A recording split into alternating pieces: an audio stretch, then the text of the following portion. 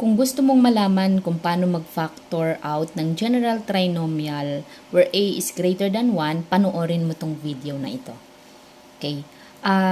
We will be using AC method.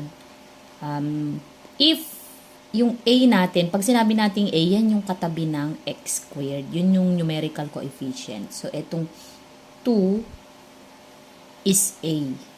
Ayan yung a ha. And then, ang C naman ay yung ating 3. Ito naman yung ating C. Okay, constant yan. Yung 5, yan naman yung B. Pero ang kailangan natin dito ay yung A and C.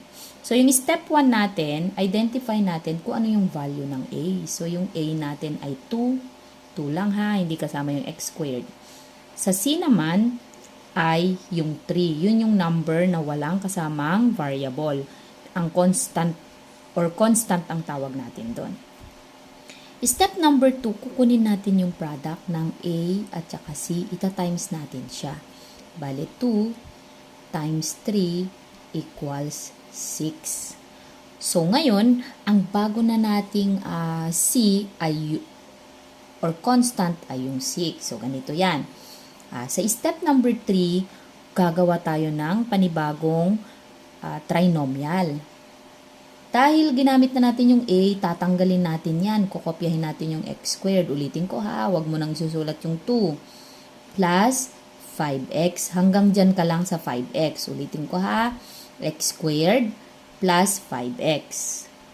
Tapos, plus, instead na 3, papalitan na natin siya ngayon ng 6. So, ayan na ngayon ang bago nating trinomial. Babalikan natin ha. In-identify yung A, in-identify yung C, times yung C. So, meron na tayong bagong gagamitin para dito. Kinopya yung x squared, kinopya yung 5x, yung 3 pinalitan ng 6. Tapos, yung original na ginagawa natin, fina-factor out natin yung general trinomial. So, para ma-factor out natin yung general trinomial, yung 6 or yung dulo, sinasangahan natin yan. Ano daw? Yung sanga ni 6, dahil yan ay plus plus, plus plus. Rule number 1. Ibig sabihin, mag-iisip tayo ng dalawang number na pag tinimes ay 6 at pag pinlas ay dapat equal sa 5. So, pwede ang 6, 1. Pag pinag-plus natin yan, 7. So, hindi pwede.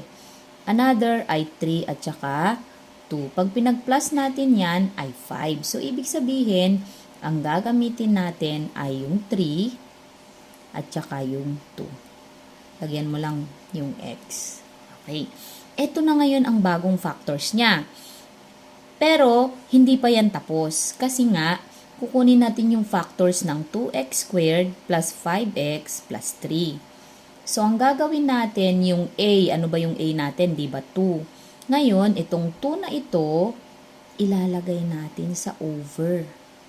Sa over ng 3. At saka ng 2. Ay, sorry. 2 pala, 2. Ayan. At saka 2. Ulitin ko ha. Kapag na-factor out na natin yung nasa taas, lalagyan natin ng over dito. Okay, eto. Yung 3 ba pwedeng ma-divide ng 2? So, di ba hindi sakto. Kaya ang gagawin mo, itong 2 na ito, isusulat mo sa tabi ng x. O, ganito siya. So, di ba yung x, tapos itong 2, dahil hindi pwedeng i-divide, ilalagay mo dito sa tabi niya. Okay, kopyahin yung plus, kopyahin yung 3 na nandun sa taas. Next, kopyahin yung x, kopyahin yung plus. Yung 2 pwedeng i-divide by 2, di ba? So, ang sagot natin dyan ay 1.